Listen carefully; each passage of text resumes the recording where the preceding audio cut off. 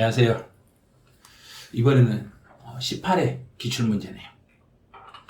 18회 때 기출문제는 또 어땠는지 궁금하시죠? 아마 직접 풀어보신 분들은 문제를 아마 풀어봤으면 어느 정도 수준인지 아실 거예요. 그래서 글을 남기신 거 보니까 제가요 문제 풀었는데 다 맞고 한 개나 틀렸어요. 또 어떤 분은 두세 개 틀렸어요. 막 이러는데 문제를 직접 이렇게 풀어보고 해설 강의를 들으시는 게 엄청 도움이 되세요. 그냥 답만 체크하는 게 아니고 여러분들이 꼭 해설 강의를 들으셔야 돼요. 해설 강의를 들으시면서 내가 어느 부분에서 내가 잘못 생각했었고 또 어떤 부분이 실제로 정답으로 유도되는 지문이고 그 지문을 정확히 바꾸면 어떻게 바꾸는가 이런 것들을 좀 잘 보셔야 돼요. 그래서 지금부터는 18회 해설 강의를 시작하죠. 자, 그럼 25번부터 가죠. 25번은 지방세로서 그랬어요. 지방세. 그럼 여기에 양도소득세하고 종합부동산세는 국세니까 먼저 탈락이죠. 보통 징수 방법만으로 되어 있는 걸 찾아라. 근데 지방교육세는 신고 납부에 부과가 되면 신고 납부가 되는 거고 보통 징수 세금에 부과가 되면 보통징수가 돼요. 그래서 지방교육세는 신고 납부도 될 수 있고 보통징수도 될 수 있어요. 그래서 보통징수만으로 된 거에서는 탈락이 돼요. 등록세. 그럼 예전에는 등록세인데 지금은 등록면허세라고 이렇게 해야 되겠죠. 자, 등록면허세. 그럼 등록면허세는 신고 납부 세목이에요. 근데 재산세는 보통징수 세목이에요. 그래서 재산세가 답이 되겠죠. 재산세. 그래서 25번은 5번 이게 답이 돼요. 26번. 납세 의무자의 성립식에 대한 설명으로 틀린 걸 찾아라. 재산세 과세 기준일은 매년 6월 1일. 취득세는 취득했을 때, 등록면허세는 등록했을 때, 양도소득세는 소득이 발생했을 때가 아니라 과세 기간이 끝나는 때. 4번이 답이에요. 종합부동산세는 매년 6월 1일입니다. 문제 상당히 쉬웠네요. 앞에 두 문제는 엄청 쉬웠던 문제네요. 27번. 취득세에 대한 설명으로 틀린 걸 찾아봐라. 취득 가액이 50만 원 이하인 경우에는 취득세를 부과하지 않습니다. 그렇죠. 취득세 면세점은 50만 원 이하는 면세점에 해당되기 때문에 50만 원까지는 취득세를 부과하지 않습니다. 네, 차량이나 기계나 항공기나 선박을 원시 취득하나요? 납세 의무 있다. 원시 취득에 대해서는 과세를 하지 않고 승계 취득에 하나요? 과세하기 때문에 2번. 네, 동그라미 3번은 2021년에 법이 신설된 지문이에요. 채권자, 대유권에 의하여 등기를 신청하려는 채권자는 납세 의무자를 대신하여 취득세를 신고 납부할 수 있어요. 취득세를 신고할 수 있는데 신고할 수 있어요. 그래서 신고 납부할 수 있습니다. 만약에 신고 납부를 채권자가 대신 취득세 신고 납부했더라면 그 지방자치단체장은 즉시 원래 그 물건 취득자, 그 사람의 세금을 내야 될 납세 의무자에게 통지를 해 주셔야 돼요. 왜냐하면 그분이 또 취득세를 신고해버리면 이중으로 신고가 되기 때문에 신고가 두 번 돌아버리죠. 그럴 때 하나는 환급을 해줘야 돼요. 그래서 일이 복잡해지니까 즉시 취득세 신고 여부를 납세 의무자에게 통지를 해주셔야 됩니다. 그래요. 이제 4번은 상속이라는 단어가 딱 뜨면 상속을 받았을 때는 상속 개실이 속하는 달의 말일부터 6개월, 외국에 주소를 두고 있을 때는 9개월 안에 신고해 주시면 돼요. 또 법정 신고 기한까지 과세표준 신고서를 제출하지 아니한 자는 제출을 안 했더라도 기한 후 신고가 가능해요. 기한 후 신고할 수 있는데 정부가 세금을 결정하여 통지하기 전에는 기한 후 신고를 할 수 있습니다. 근데 기한 후 신고를 했다고 해서 확정의 효력이 인정되는 건 아닙니다. 효력이 없어요. 그럼 확정의 효력이 없다는 것은 내가 효력이 없으니까 최종 결정권은 정부가 해주는 거죠. 그래서 기한 후 신고를 하면 신고일로부터 그러고 나서 정부는 다시 3개월 안에 세액을 결정하여 통지해 주시면 돼요. 그래서 27번은 정답이 2번이 되겠네요. 이제 28번은 계산 문제가 나왔죠. 계산 문제 나왔는데 이 계산 문제를 풀 때 어떻게 푸는가 보세요.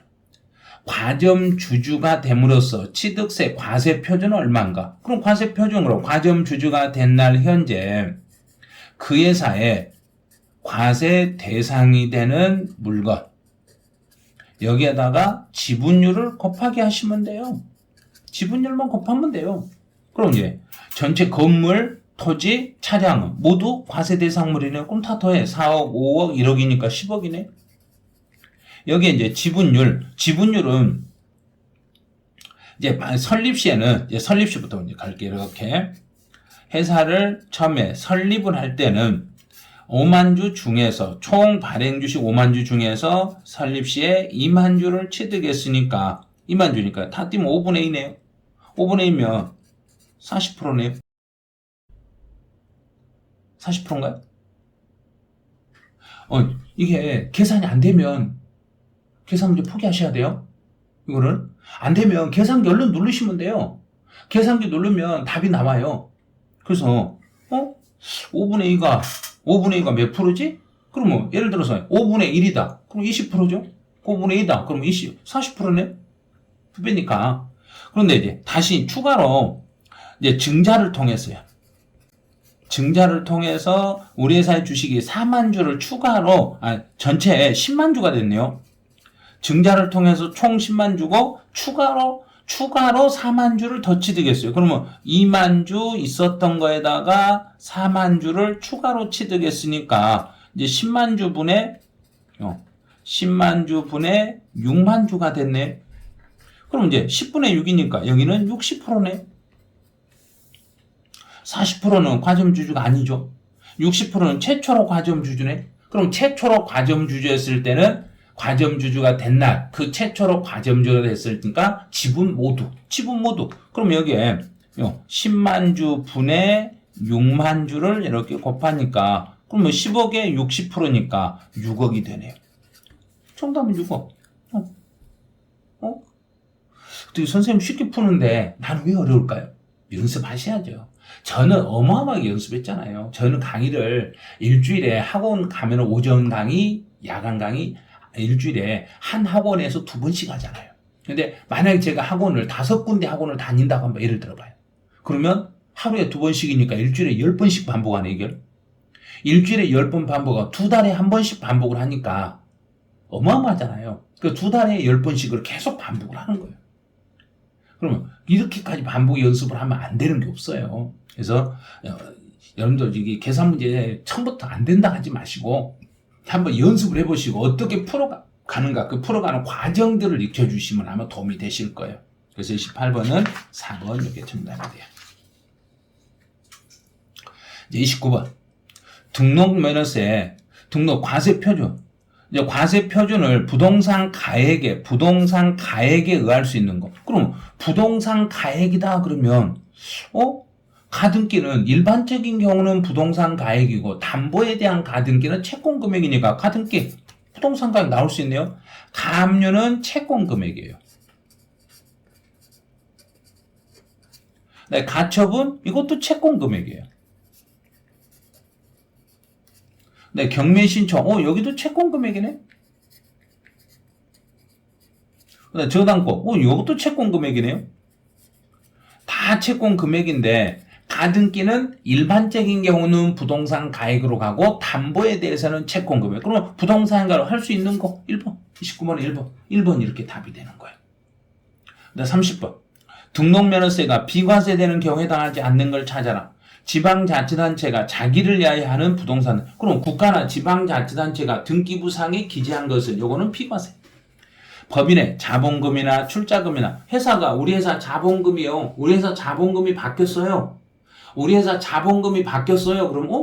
자본금 바뀌었어요?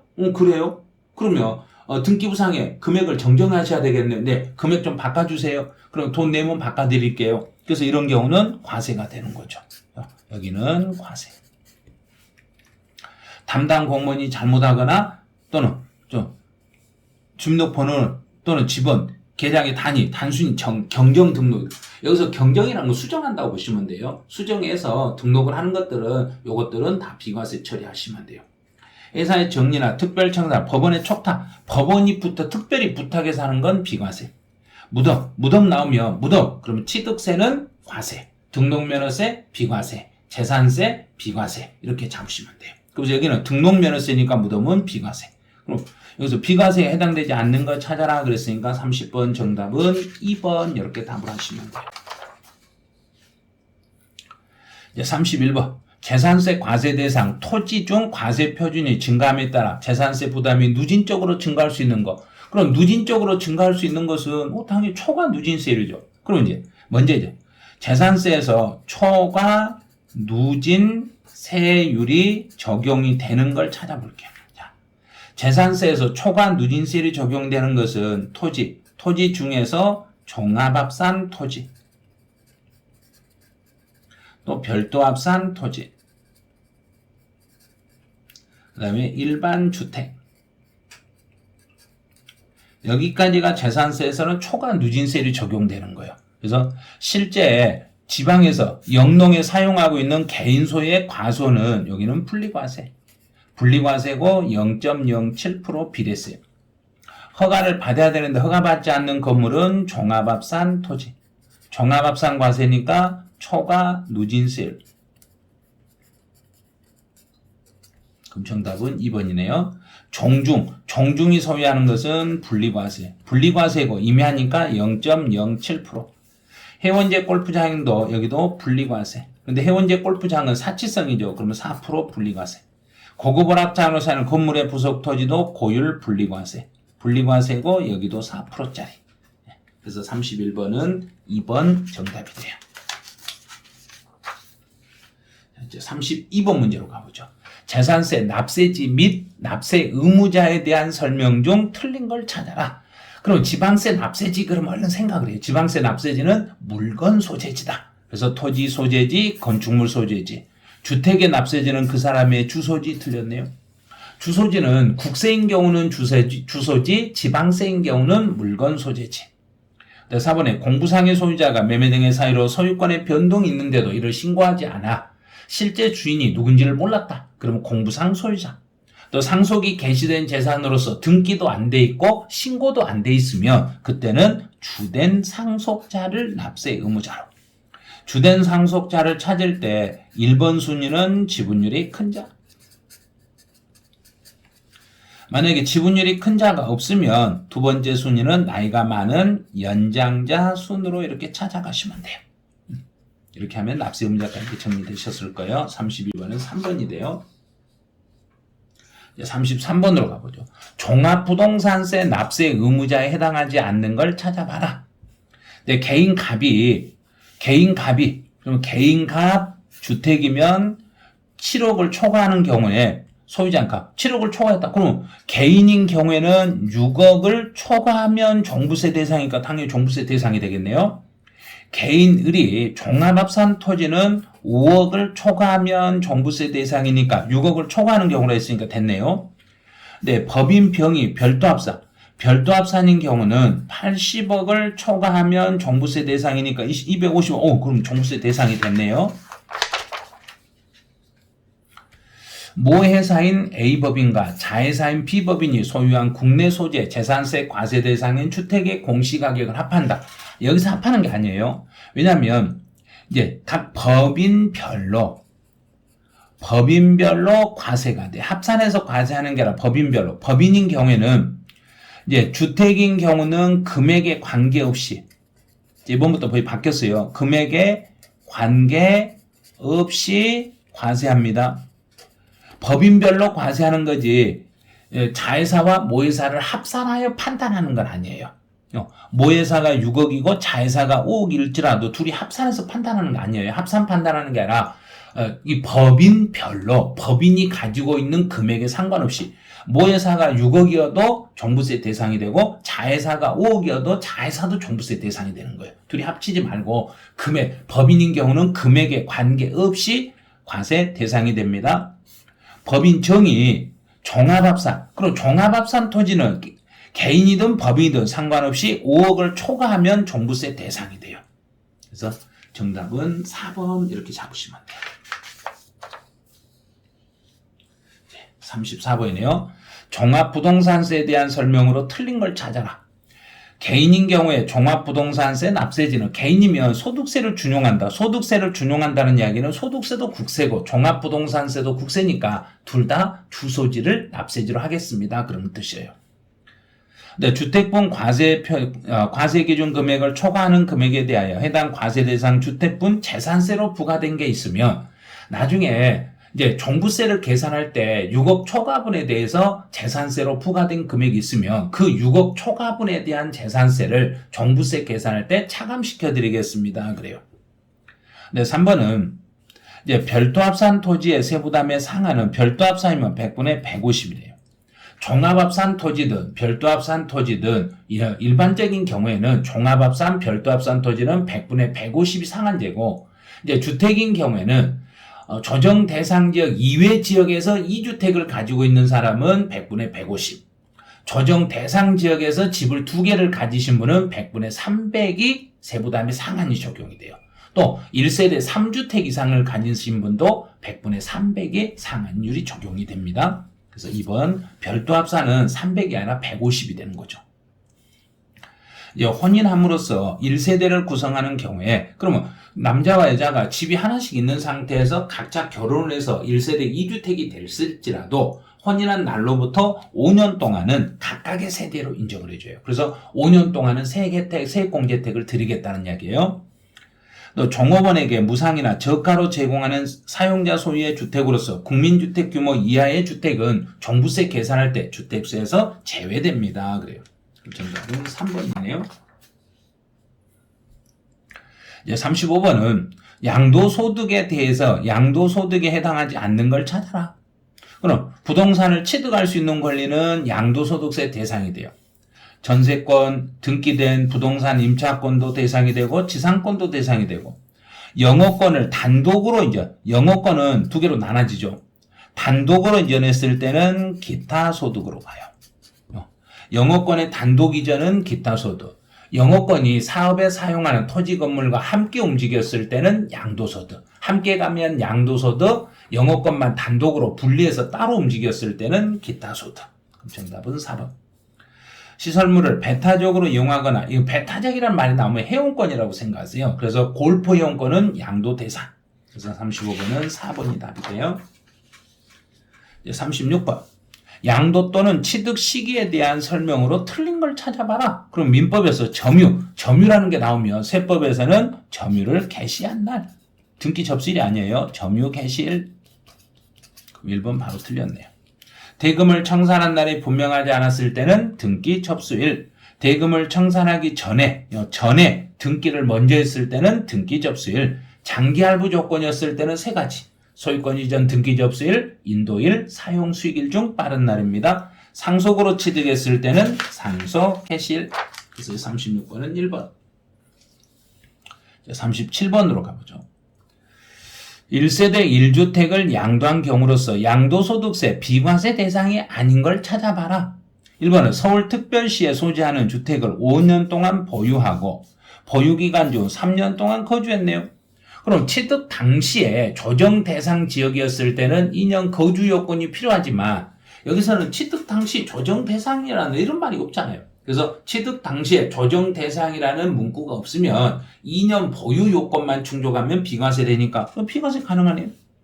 또 부산광역시에 소지하는 주택을 1년 동안 보유하고 양도한 경우로서 해외 이주 나오면 출국일로부터 2년 이내에만 팔면 돼요.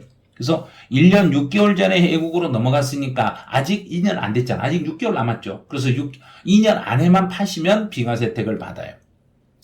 대전광역시에 소지하는 주택을 1년 동안 보유하고 6개월 동안 거주하던 중에 근무상 형편으로 다른 지역으로 이사를 갔네요. 다른 지역으로 직장 때문에 이사 갔을 때는 1년 이상 거주를 해야 돼요. 6개월 동안 거주했으니까 안 돼요. 그래서 1년 이상을 거주한 후에 양도해야만 비과세 혜택을 받습니다. 또 광주광역시에 소지하는 주택을 1년 동안 보유하고 6개월 전에 2년 동안 해외 거주. 그럼 외국으로 나갔네요. 외국으로 나갔을 때는 외국으로 나가 무조건 출국일로부터 2년 안에만 팔면 비과세 혜택을 받을 수 있습니다. 그래서 정답은 3번. 동그라미 5번 또 있네요. 임대주택, 건설 임대주택은 임차일로부터 양도일까지 그 집에 들어가서 5년만 거주하시면 돼요. 그런데 7년이나 거주했으니까 5년 거주 요건을 충족했으니까 당연히 이 경우도 비과세 혜택을 받을 수 있죠. 38번. 양도소득 과세 표준을 감소시킬 수 있는 항목에 해당하는, 그럼 과세 표준가 얼른 찾아봐요. 자, 이제 순서대로 얼른 써보세요. 양도 가액에서 첫 번째로 취득 가격을 빼줘요. 그래서 취득 가액을 빼고 나서 양도 차익이 나와요. 그리고 양도 차익에서 또 빼는 게 장기 보유 특별 공제라는 걸 빼요. 장기 보유 특별 공제를 빼고 나면 이제는 양도 소득 금액이라는 게 계산돼요. 그럼 양도소득 금액에서 또 뺄 때 양도소득 기본 공제라는 걸 다시 빼줘요. 여기까지 빼고 나면 양도소득 과세 표준이라는 게 나와요. 그럼 과세 표준을 계산할 때 감소시킬 수 있는 항목이 아닌 거. 그럼 취득가액 됐죠?